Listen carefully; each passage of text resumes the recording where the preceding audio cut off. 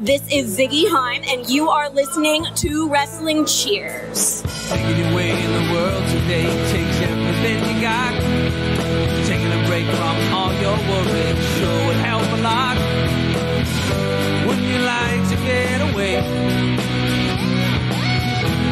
Sometimes you want to go where everybody knows your name, and they're always glad you came. You want to go where you can see that troubles are all the same. You want to go where everybody knows your name. And welcome back to Wrestling Cheers, where everybody knows your name, but we're not ready. This is Wrestling Cheers. We'd like to talk about things going on in Northeast Ohio independent wrestling scene. We preview shows, we review shows, and sometimes we even have interviews along the way. This is a review for episode 2 of AIW's Go For Broke. I'm your host, Justin Summers, and Wrestling Cheers is brought to you by the Trending Topics Network and Midwest Territory. Please rate, review, and subscribe wherever you listen to this fine podcast, whether it be Apple Podcasts, Google Podcasts, Stitcher, TuneIn, YouTube, Spotify, iHeartRadio, Pandora, or Podbean, WrestlingCheers.podbean.com. Find us on Facebook, Twitter, and Instagram, Facebook.com/WrestlingCheers, Twitter.com/WrestlingCheers, and Instagram.com/WrestlingCheers. Email, if you so choose, desire WrestlingCheers@gmail.com, and we have the merch store over at whatamaneuver.net. Like I said, this is a review for AIW's Go For Broke episode 2. I already said my name, and this week, well, we have the same cast back again. So first off, we have Charly Butters. Hey, yo. And we have Jay Gold. Hey, yo. Fully vaccinated Jay Gold. Hey, yo. Yes, we're both fully vaxxed now. We can deep soul kiss. I still haven't got mine yet. Come on, Summers, do it. All the cool kids are doing it. I've signed up for a couple things and I just haven't got anything back. It could be roughly because where I'm at. I might have to check other counties. And also, like, recently I just, in between like leaving a job and starting another one, like especially when I was going off to orientation, I didn't want to try to schedule something that was going to line up like, oh, I'm not going to be home that day. Fuck. That's a problem with all the counties. It doesn't matter what town, what state you're in. It just, I feel like the state governments have really dropped the ball on the scheduling. Hopefully you'll get yours soon. I even just double checked my county, and because the big mass vaccination place is not that far from where I live, but supposedly I'm not eligible yet, or like as like people they're trying to bring in, like I don't qualify yet or something, or they're at a certain phase that I'm not a part of. I don't know. You give Jay Gold the name of your rep, and he'll make sure he takes care of them on Twitter. I'm getting too old for that. Up late, too old for that. Too old to be screaming at people, but I don't even care. I have a good time with it. I'm too old to care if people get upset with me anyway. The only reason you're complaining tonight is because you don't have a drink in your hand. I don't want to hear it. That is correct. Tonight I am not drunk, so whoever thinks that I talk too much or got to get to my point, I'll get to it tonight as soon as possible. Oh, the list on that one. I mean, I think you should have rolled the dice with your second COVID shot. You should have been like, fuck it, I'm going to get drunk too. I'm not even going to mix that, whatever's going to come later on tonight with whiskey or whatever. I think I'll just let this kind of hit me. That's a different kind of go for broke. Yeah, you only got about 13 minutes before it should be really, really getting in there on you. About 12 hours. By the timing, yeah, I'm looking at it. That clock is running down before I have to join the COVID Biggins tournament or whatever it's going to be. I better get that clock ending. All right, guys. First thoughts on episode 2. Start with Jay Gold. This episode was, in my opinion, was, and I said it a whole bunch of times on Twitter. This episode was insane. Let's turn it around and look at it from just kind of almost like a rundown without a rundown. It had wrestling. It had the vignettes were spot on tonight.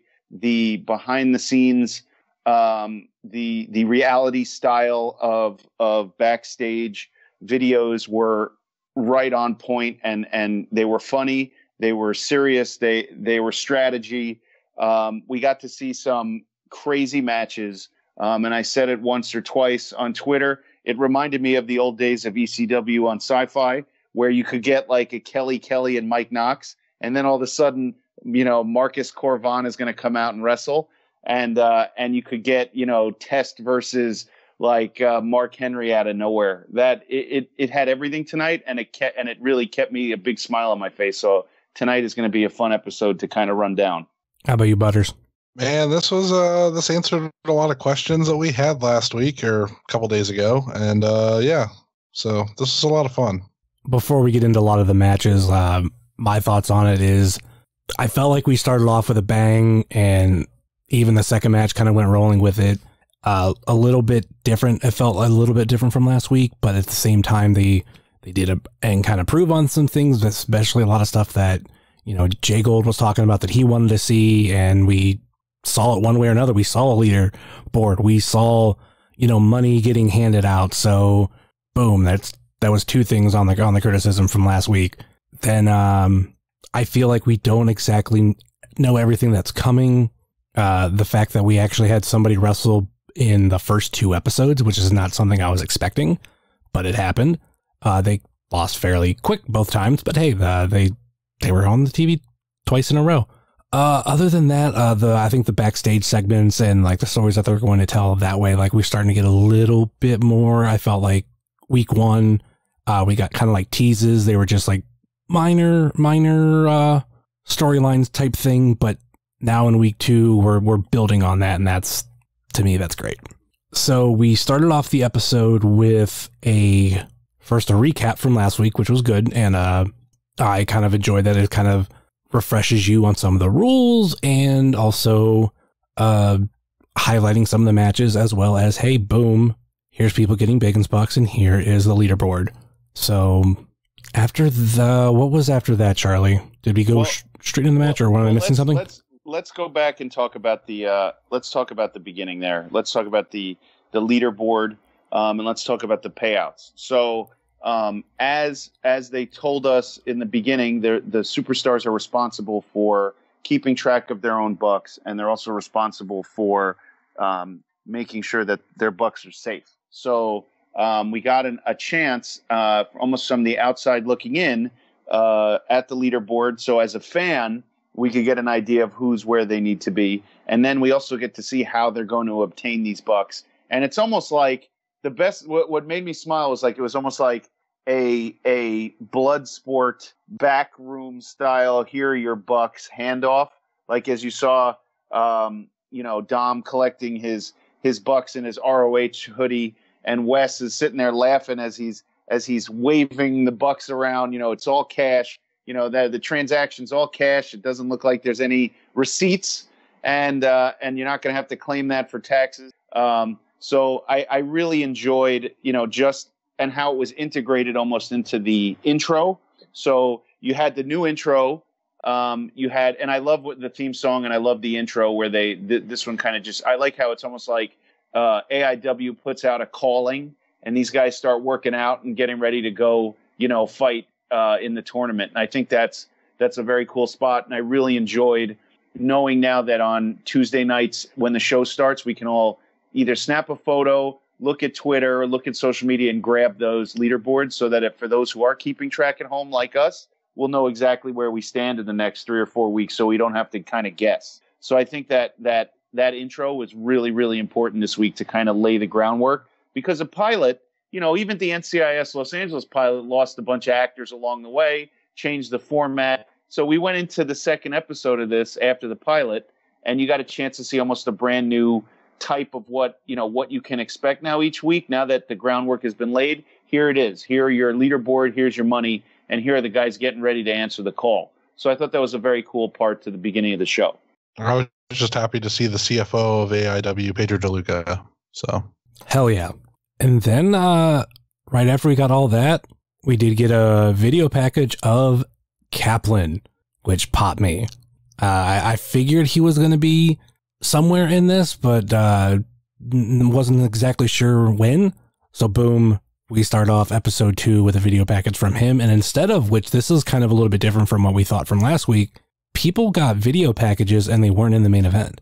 Like even when we went back to last week, the Duke, I forgot, and actually Bishop both got obviously promo packages, but they were like, oh, they'll be in action next week.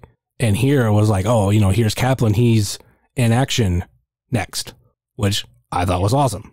And Kaplan's vignette was quite enlightening.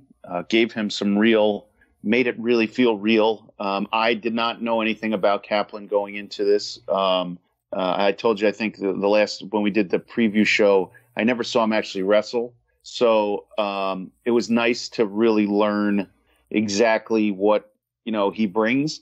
And these vignettes are really helping set the stage where, you can start to pick who you want to win. If you're an outside, if you're not just like a straight AIW fan, kind of like we are, where we picked our favorites. If you're an outsider who really wanted to get into this, kind of like our buddy Dalton, who's never seen, an AIW show, here's your chance. You're going to learn, you're going to find out about these guys, and you're going to get an emotional attachment to them one way or the other. And if you do, you're going to pick it. And I think this one really humanized Kaplan, and it made for, you were really rooting for him, even though he went up against, Twan, who we all love too. You got a chance to kind of get behind him and pick who you want to win on that side. Shout out to my stepson Dalton. There's something I feel like we've seen more this week, but I mean, we did see it a little bit last week too. We're getting really personal with these promo packages, and it's good. It's not just like, oh, I'm here to wrestle and blah, blah, blah, blah. We're getting to this real world type thing. And I think that's what's helping separate, Go for Broke compared to any other AIW show. And compared to any of the shows that are on IWTV, look at what was on prior. I mean, you have your standard wrestling show, and then now you can absolutely look at this show as an alternative to just wrestling. It is a humanizing reality wrestling show with the focus and we're doing reviews, so that's something, but I think the focus is going to be, as the show wears on, the focus is going to be on the personalities of these guys. And so that when they do come back live, and when you do go to shows, or if you do turn on IWTV and you watch them do, one of their live shows on a Friday night, you're already going to know you're going to have your guy, and it's going to help make these guys even better in the eyes of the fans. Anything to add to that, Butters? No. Good job. You're welcome. So kind of like Jay Gold said, we started off with Big Twan Tucker and Kaplan. And to me, I mean, that just made like, okay, we have this Kaplan promo package. All right, he's up next, and then it's against Big Twan. I'm like, oh, this gets even better. And I don't think I've ever seen them in a match together. I might have, but at the rate that Kaplan's been wrestling over the past like handful of years, I don't think it's happened. This match was Kaiju Big Battle. This was two giant men, like Ultraman and one of those, and one of the creatures that he fights when he grows really big, fighting each other in a town. Like, these guys were just demolishing each other, laying in the wood. Like, I have in my notes, there should be a blue cage for this match, like Hogan versus Bundy. Like, these guys were throwing each other around. I think you could see the ring shift when they did that spot where they were splashing each other back and forth. That was this match was fun, and you could just feel on social media, and you can feel kind of through the TV that John Thor and Wadsworth and even the people on Twitter were having fun with this match, just seeing these guys kind of hammer each other. How'd you feel about the match, Butters?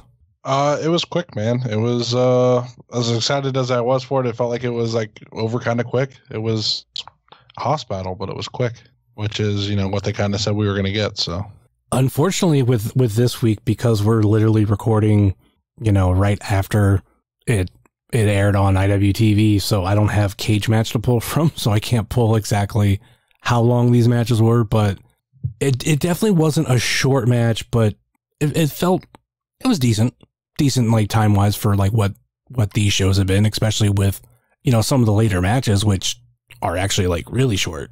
How much time do you need to give these guys? I mean, in real life, guys that size aren't going 15 minutes. So I'm glad if they give them 3 to 6 for this show. It makes more sense. I think it's more impactful. Oh man, give those to a 20-minute barn burner.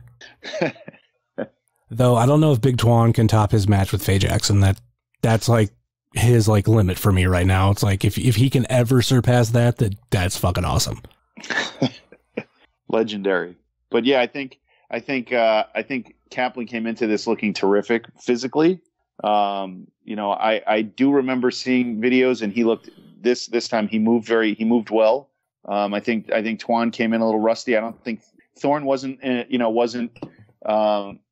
hiding behind the ring rust. Thorne was like, these guys, obviously have some ring rust in there. So that was kind of cool to hear, from the announcers, and not sugarcoat the fact that, we hadn't seen Twan since probably last summer, and Kaplan hasn't wrestled in a really long time. So, and I don't think we're watching this show 4 or 5-star bangers from Twan and Kaplan. Just they got the point across in this match. So I think that's all we needed. And I do think with this episode in particular, especially with the first 2 matches, you need to be an AIW fan to really get it, because I can't imagine, being someone who doesn't understand much about AIW, and then your first match is Big Twan Tucker and Kaplan. And then even with the second match, that's a bigger, deep cut for a fan. Like, who the fuck's Razor Sharp? Like, he was in, the Gauntlet for the Gold, and that kind of doesn't mean anything to a lot of outside fans, but I'm curious to see how well that was perceived. Anything else to add for Big Twan Tucker and Kaplan? Not for me. Really couldn't choose who I wanted to win this match, so let fate decide. Oh, fate picked Kaplan. Got the win. He's on the board. That's $1,000 to Kaplan, and he moves up down that leaderboard, and he'll be right where he needs to be moving forward. What happened after this match, Butters? Oh, we got a production promo. Not just any production promo. The introduction of the Neon Tarantino, my pick to win the Biggins tournament and this whole show, Derek Dillinger, and his muse, he's the puppet master behind his leading lady, Ziggy Haim, and he did it in typical Derek fashion, where the vignette was an old Grindhouse style TV movie with a red band trailer. And I think that this one really, for me, I'm a huge, I'm a huge Derek fan, and this one popped me big. I think this really is the right way to introduce him to the AIW world for this show. And not even just him, Ziggy too. Big Z, I think was the nickname used for her. One of the many nicknames used for her. Well, they're really going with that.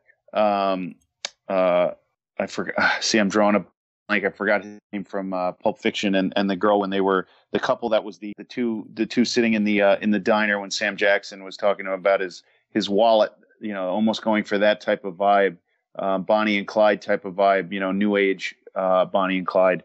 And I think that everything Derek does has this sheen of a VHS tape to it when he does his vignettes, and it really does feel gritty and grimy. And I think he that's exactly how you should look at him and Ziggy when they come out. And we get a little more of them later on in the night, so we can discuss it. But I think this was the right way to do it, and it popped me. Anything to add to that, Butters? No, man, it says it all, man. I got to say much. Got it this right. You're going to think it's your podcast. I come prepared. All right, let's move on to the next match. Notes, and you guys go over them, so I don't really have much to say. I'm literally just reading off my notes when you guys talk. So it's not like there's a whole ton to really analyze with this. It's pretty straightforward. All right, let's move on to the next match. Next up, we had the Duke versus Razor Sharp, which this is kind of what I was talking about when it comes to, kind of it being such a deep cut with the first 2 matches, because, we got this now too. The Duke, I don't know how many people really even follow him outside of, Ohio. And then Razor Sharp, like I said, it's not even, even close to as big as the Duke is. But I felt like this was definitely for us, and I loved it. Quite short match, though. The Duke made kind of real easy work of Razor Sharp, and, Razor Sharp picked up Razor Sharp did pick up the win. The Duke picked up the win. He answered my question as to, I was going to ask you guys if I didn't notice it. what is the Duke's finish? And I see the Duke bomb, and that was a fun finish for him. So what were your thoughts on this match, Butters? I had that the Duke and the Bitcoin Boys were backstage to start off this segment. Then they had the match, and Duke won with a Duke bomb, is what I wrote down. So yeah, that's what I got. Short and fast and to the point. Lots of plotting. Duke was plotting. Well, yeah. Now, and we see a lot of that from him in this episode. So this was just the start of pretty much Duke in every other segment. I mean, I like that I asked for your thoughts and you just told me what happened. It's my thoughts. It's what happened. Pretty lonely up there. All right, Jay Gold, what were your thoughts on this match? I mean, you guys, everybody loved Razor, so I feel like the internet kind of glowed with Razor Sharp references and You Aren't Ready and all those things. He didn't get the classic vignette package. Maybe that'll be coming. But he went in there and did his best, but the underhanded Duke came away with this one and in good fashion, sporting the matching Bitcoin Boys jersey shirt to go out there and wrestle. And you brought it up, I think, in the preview show about having, factions and having someone else out there with them. So, that really came into play in this entire episode, Duke and the Bitcoin Boys. Poor Mickey, the only one that doesn't have any money yet. But we'll get to that. Well, Eric doesn't have any money yet either. We'll get to it as we're going through this review. I kind of hope we do get more matches with Razor Sharp. Give him a promo package too. I think that'd be great. Razor could be the high profile, lower card level guy who goes out there and I'm not going to say jobber, but guy who goes out there and gives his all. And gets a good pop from the crowd while he's out there, reminiscent of Barry Horowitz or Barry O, so to speak. I mean, even like Barry Horowitz, he could get that surprise victory. That's right. Get that upset and shock everybody. I mean, that would be great. Even if, like, imagine it's a rematch versus the Duke. He gets a roll up out of nowhere against Wes. The whole show would be turned upside down if that happened. All right, Butters, what happened after this match? We got the TKD promo. And this kind of goes into a little bit more with personal life stuff. I've being friends with him on Facebook. I've obviously seen it where he's come out of the closet, and I think that's awesome. Like he's a cool dude, and I'm happy that he can be comfortable, in his own skin and, come out of the closet like that. That's to me, that's awesome. And he's a dude that I would like to see more of. I don't know why he hasn't been as many places as like some of the other students. There could be reasons behind it. I'm not 100% sure, but I think there's more there. It's just, he's definitely got to work on it now. Like just adding that kind of like personal touch or him even getting to open up. Cause I can't even tell you if I've ever heard a TKD promo. If I did, it was short and it's just something I don't remember. So I think this also adds a little bit of when you talk about, their personal life, but it also gives them like extra time to talk. Like even with Kaplan, like, I mean, I've heard Kaplan say crazy fucking shit. But that was still like more time for him cutting a promo that I've never heard before. And I think it was out of character, so to speak, like not in character.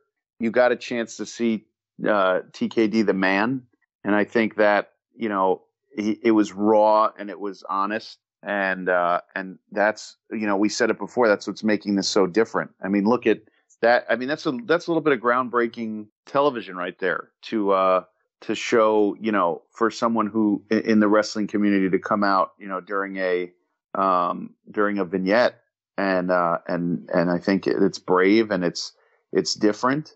And it should be applauded, should be discussed and applauded because it was a very interesting bit of television tonight. Any thoughts, Dad, on that promo, Butters? I like that they're doing this mix where you're getting these real world things about these guys, and then you're also getting these backstage segments that feel a little bit more. They're off the cuff, but they're you can kind of tell they're kind of leading towards certain stuff. So I think that's kind of fun. It's a nice little mix to ride that line and see how that's going to go. So curious how far they can really go with that. And then if I'm correct, right after this was the match, right?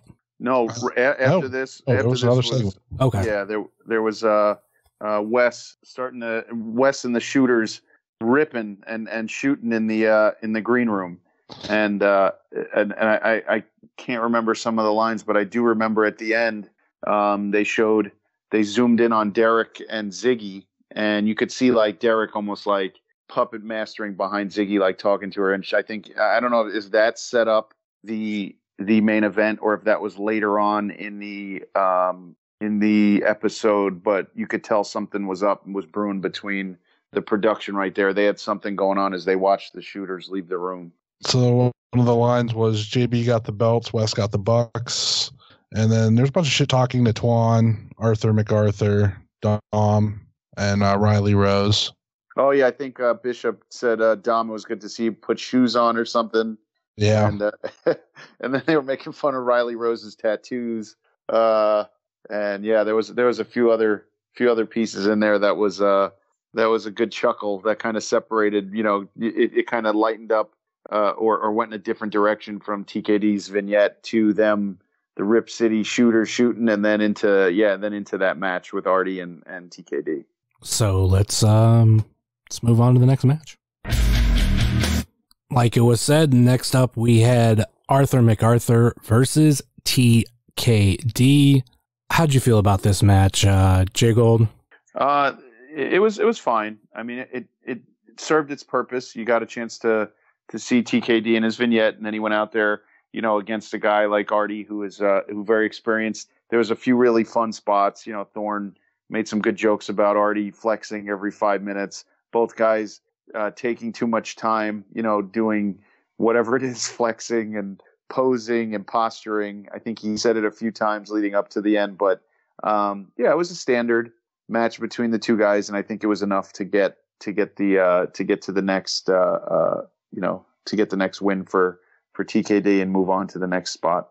Comparing it to the Southern Underground Pro show that we did the review on for IWTV Guide, how did you feel about Arthur MacArthur, you know, doing a lot more of the character stuff? Well, that works here. Artie Mack, Arthur MacArthur, strongest man in all the land, time traveling, you know, top hat wearing guy. It works every time in AIW. It may not work every time outside of AIW, but it works every time here. So like even when he's sitting in the green room and they're ripping on him, he's got the hat on. He doesn't change. He doesn't change his demeanor. You know, that Artie Mack works in AIW no matter what. So I like it here. I don't necessarily need it in SUP, but I like it here. You know what I mean? Does it make sense? A little bit. I still say that if you just think that he's a crazy person who thinks he's from the past, it works really good. It really does. It does work. Yes. It works either way that way. So just we'll stick with that one for now until we're told otherwise. That's how it is. He's just a crazy person who thinks he was transported from another time. I don't know. Listening to him on Pod Van Dam this week, I do think he's a crazy person. It keeps it going, man. It just works. So 1 minute he has kids, and the next minute he's talking about he hoped to one day have kids. His parents are still alive somehow. It's wild, man. He fought in World War I, but somehow he killed Osama bin Laden, who was playing Fortnite, which I don't think was out at that point. So there's a lot of like, I'm now really leaning towards crazy guy. I like it either way. I think the match was supposed to kind of showcase TKD, but Arthur MacArthur is so good that, like, you know, his personality just shines through there. So, you know, he didn't really. I wouldn't have like brushed him off, even though he lost the match. I think he'll have, you know, some more key parts to this, but you know, it went in TKD's favor. Look, the best part of him killing Osama bin Laden is that the phrase "try me, you fat bitch" was used. That was the best thing ever. I died. That was the best. Well, it's in between that. I bopped him, And power right in the kisser, which are great T-shirt ideas, by the way. Which after he said I bopped him, I was like, if he doesn't say power right in the kisser, I swear to God. And then like seconds later, he says, I'm like, good. That's fucking awesome. Yeah, he just works. There's something really pure about it, and it definitely works. I think he could use boxing gloves. I think that would up his gimmick more. But that's just me. I don't know. We should get the man some boxing gloves. That would work. Just once. I don't know if those are legal in AIW, but just one. You have to wear just one. I'm like in UFC. That's right. Just one. I'm saying just once. I want to see him do it just randomly. Just come out with it. We'll take pictures and we'll put them online and we'll see what happens. Oh God, yes. The professional level of trolling for that guy would be great. Yeah, so it was TKD picking up the win. And it's about an 8-minute match. Okay, Jared. In the middle of this is when we find out that Ziggy has challenged Josh Bishop in a non-Biggins, non-title match. So there was nothing on the line in that match. Then you have to wonder. Now now we'll put on our tinfoil hats. You got to wonder why she went ahead and did that. You got to wonder what was in her ear and what was going on.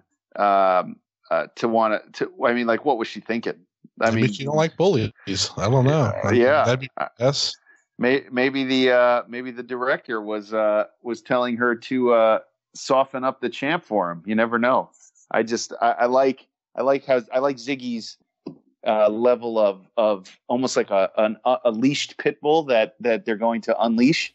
And she really, I was very excited to hear that as the show went on that was going to happen. I don't think it's necessarily Derek pulling the strings for this one. I think it's basically Ziggy being crazy. Ziggy will do crazy shit, and she will challenge the absolute intense champion, Josh Bishop, and give no fucks. Which is awesome. Which is it adds such a layer to that character and to that group that was, I mean, such an unexpected, and in the second episode, no less. That's like killing off Ned Stark before the end of season 1 of Game of Thrones. No one saw that coming. It's like in the second episode, you already have somebody bum rushing the champion, even though it wasn't a title match. They just wanted a piece of him. You gotta love it. You gotta love where that came out of nowhere. God, spoiler alert. You're never gonna watch it. Stop. I was gonna be like, man, I just started Game of Thrones yesterday. But that's a lie. I'll never watch that show. Though even if I did, I would forget. Like on a side note, I just for the very first time I just watched The Karate Kid, and I was thinking the first one with Ralph Macchio? The very first one. Oh my. I've never watched any of them. So I want to watch all 3 of them and then go into Cobra Kai. But I have probably heard spoilers for that movie. I mean, I knew about the crane kick, and I think I knew about a couple other things, but like as a whole, I couldn't tell you anything that I was told. So it was like watching a movie generally that I knew nothing about. So it was interesting. Well, I'm glad you saw it. Jeez. 30 years late, but all right. Can't watch every single movie. You can try. I've tried. Hell, I was even just thinking about, there was movies that I know I've seen. I couldn't tell you a fucking thing about. Actually, I saw About Time on TV, like not too long ago. And I was like, I know I've seen this movie. I don't fucking remember it. Like, I saw it in the movie theater. I remember nothing because I saw it once. That was it. And then I watched 1,000 different movies after that. Makes sense. Some things just don't imprint. Yeah.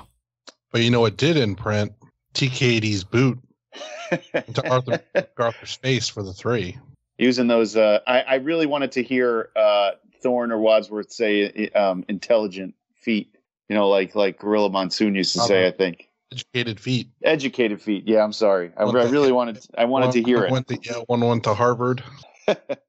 They owe it to us next time. Fix that up in post. I got to hear educated feet. Yeah, you think they would have mentioned something about the ring being reinforced during Kaplan and Twan too, but you know they didn't give us that one either. Right, that would have been awesome. Could have said the same thing during the Duke and Razor Sharp. Yeah. That's why, it'll get us on the writing team. Make sure Razor is slimmed down. I don't know if I would have, if you need to reinforce it for Razor now. Who said it was for Razor? Oh. Hey, we're not making enemies on this show. That is unnecessary.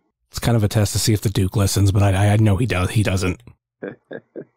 Like we said, TKD picked up the win, and he's on the board. What happened after this, Charlie? Arthur cuts a promo backstage where he has no accent. We have no recollection of such things. So again, this proves the point that he's a fucking crazy person. While he's doing this, Xavier... Or hold on. Or did TKD knock the accent out of him? Hey, it happened to Kofi. It happened to Yeah, it did. I mean, it's very possible, I guess. He just knocked him into a different personality. I don't know. The opposite... Xavier was there reading a book. Hold on again. The opposite happened to Apollo Crews. Somebody slapped the accent back into him. Right. Continue, Butters.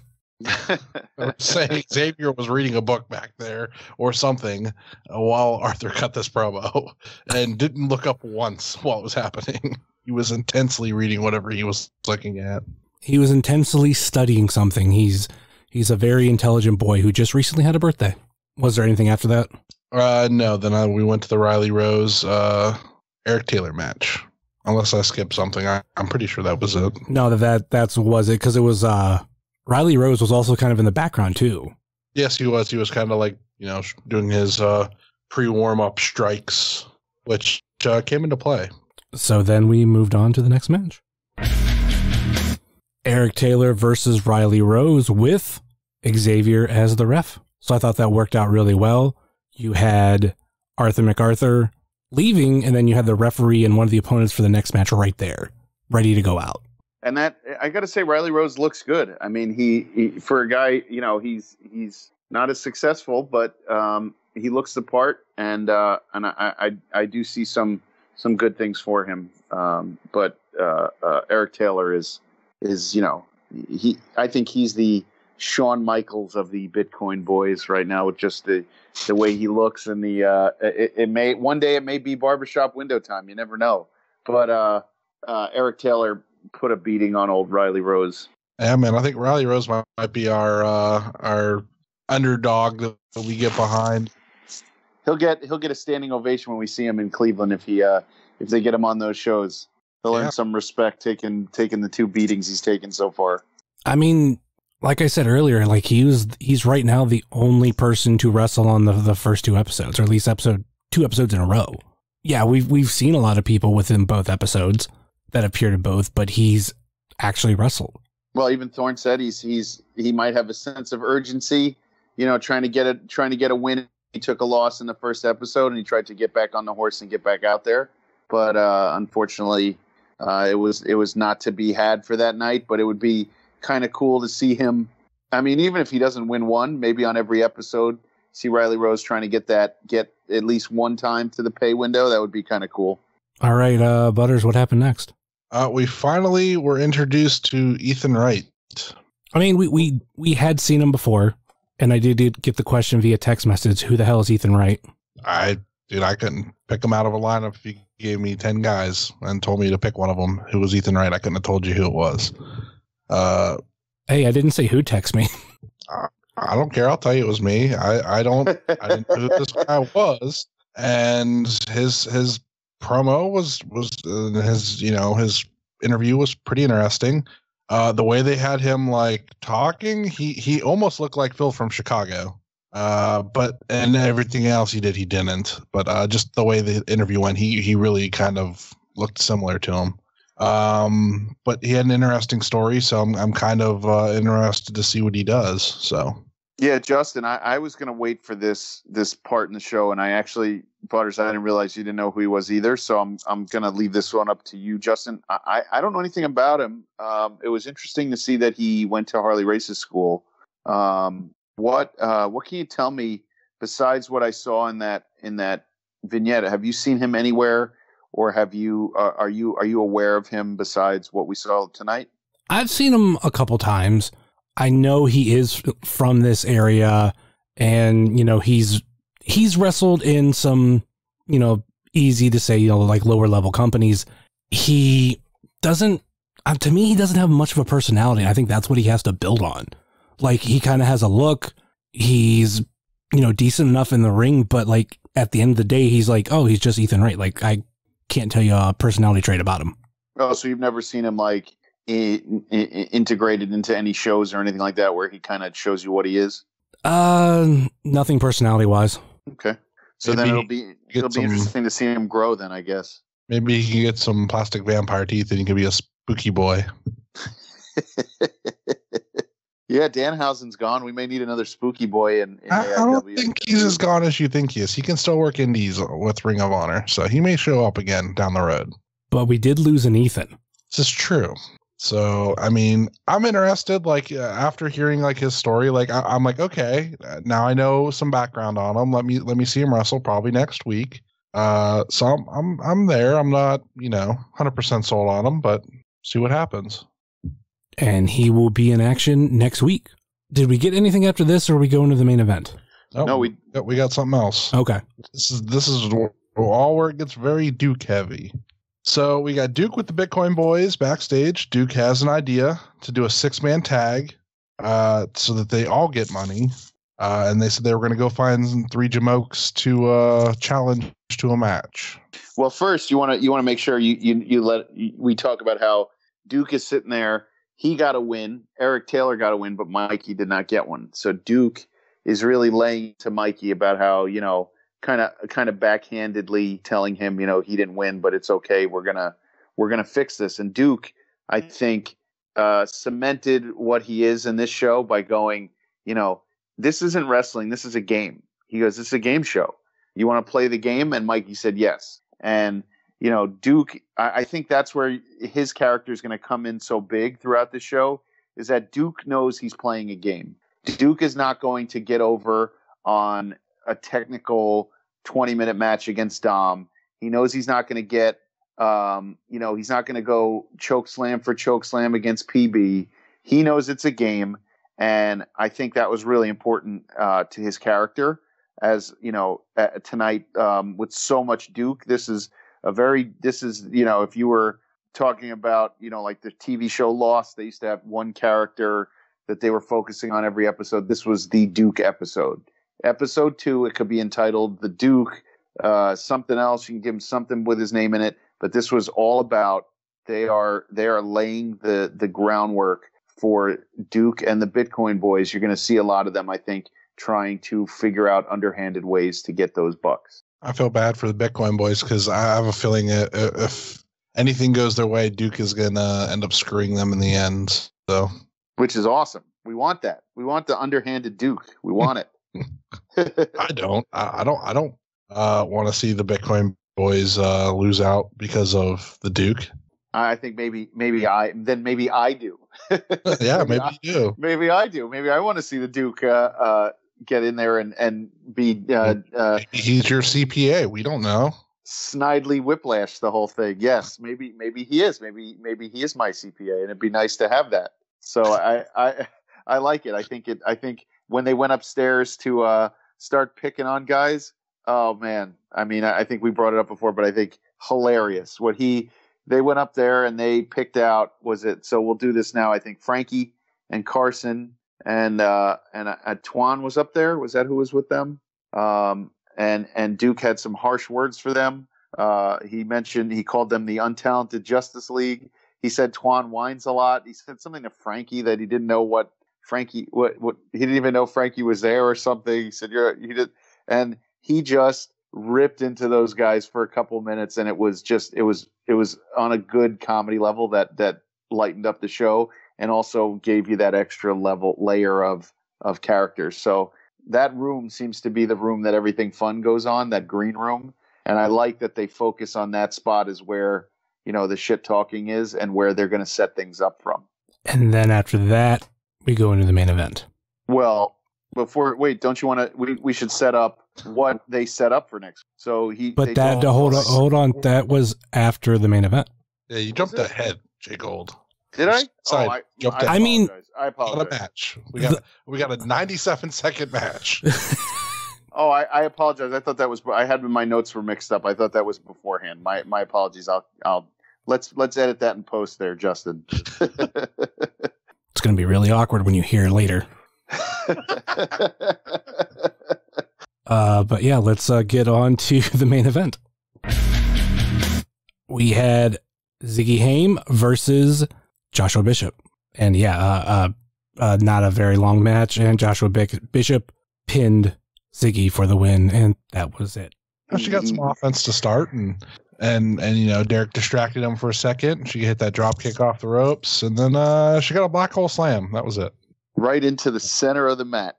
Through the mat and into the other side of the undisclosed location, right into the basement. That one went. He just drilled her. I mean, she took it so well. He absolutely drilled her. A for effort for Ziggy, but that's pretty much it. Yeah, I mean, I'm glad. You know, sometimes you say, okay, maybe, you know, they'll show us in wrestling. Sometimes in wrestling, there's just no room for that. You know, Bishop's the champ. He is the destructor. You know, he's Vigo. Like, there is no stopping Bishop. You know what I mean? Like, Ziggy should not have a chance. She got a couple of small shots in, and then he just turned it on and was like, nope, that's the end of that. And you didn't get an underdog story. You just got Bishop getting angry and putting her away. Ray, can you move out of the way so we can shoot the monster, please? We did it. We fit the Ghostbusters reference in.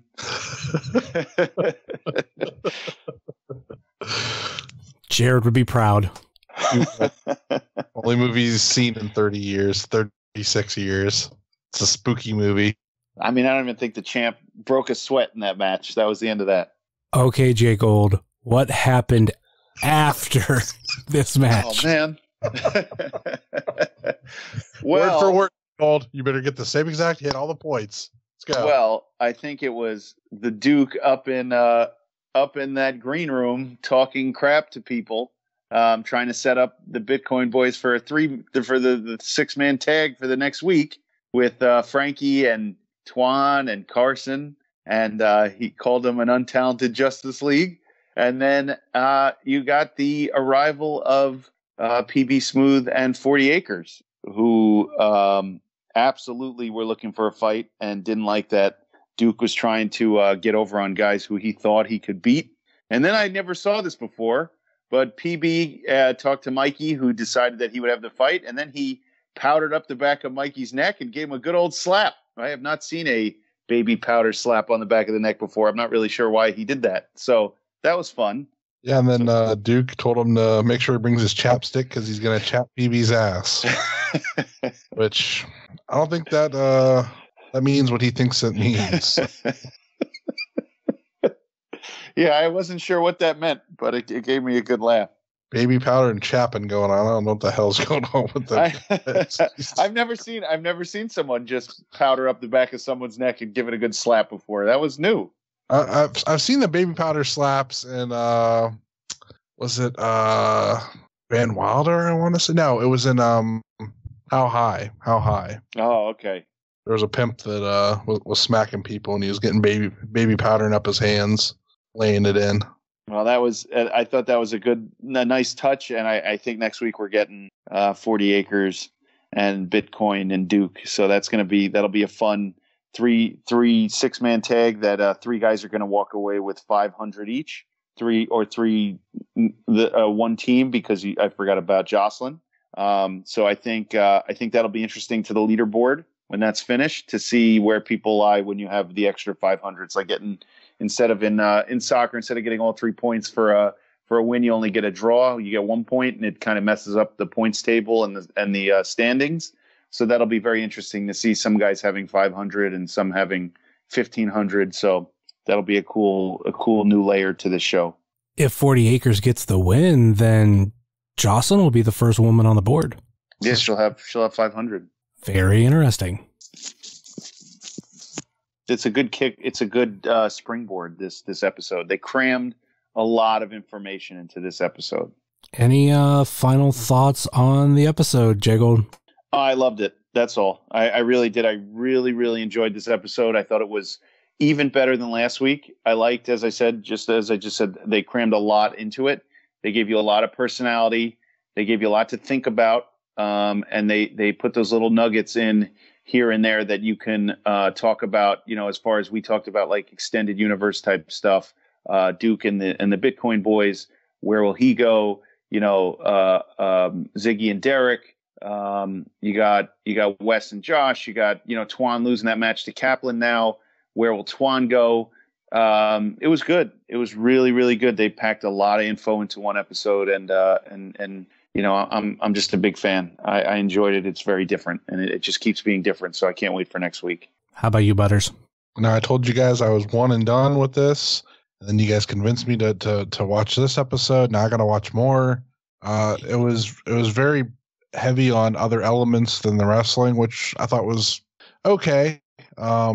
Obviously, that's going to be a thing that happens from time to time on the show to move stuff along, so it's got to be that way. But I like more wrestling, but I understand why we had to do what we had to do on this episode, so I was happy with it.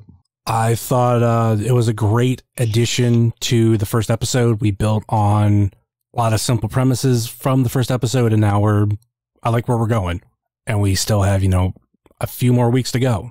Of course, supposedly going to be 10 weeks, so we got at least 8 more weeks to go. Yeah, we can look at IWTV Guide actually has it listed all the way through June. So, like IWTV's guide or IWTV Guide? IWTV's Guide, but I'm sure IWTV Guide has that as well. I don't know what you're talking about. I haven't gotten that far. No homework, man. Come on. So we'll see how everything plays out. I'm really happy with it. I got no complaints, and of course, like I said earlier in this episode, we started off with 2 fucking great matches. I mean, great, not content wise, but it was definitely for the AIW faithful.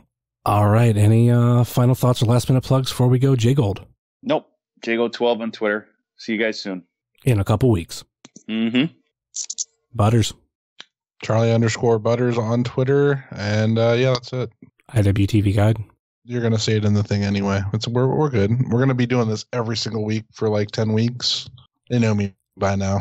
We're good. Maybe we'll just have to like pre-record like the entire outro, like from the plugs, because J Gold is just gonna be nope at JGold12.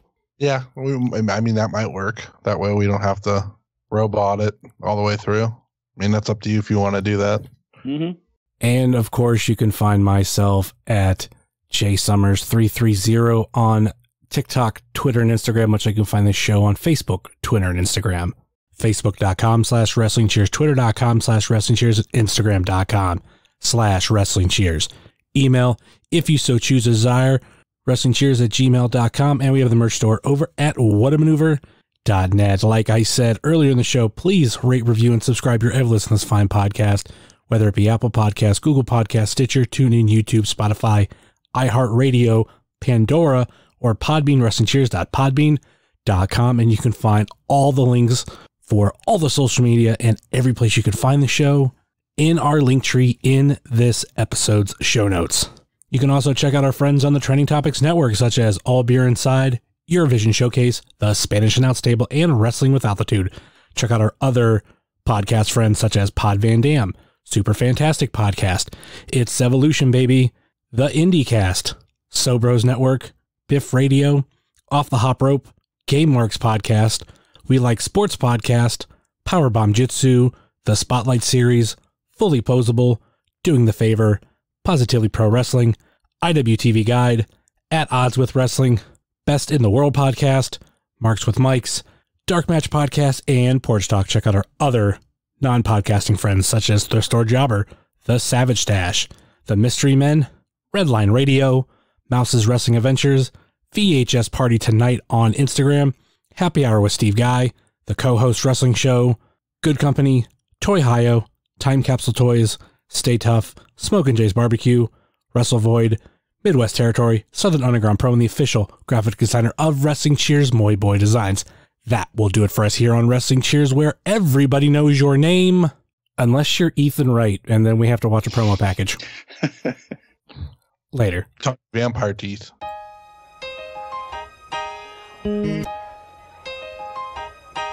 It's the wrestling cheers.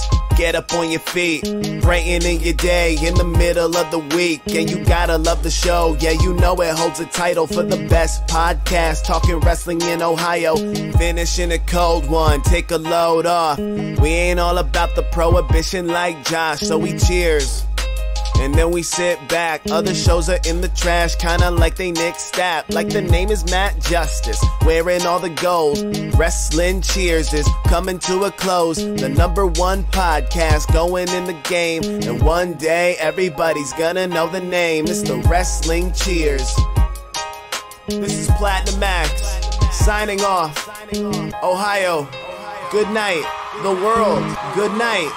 We love you. We'll see you next week.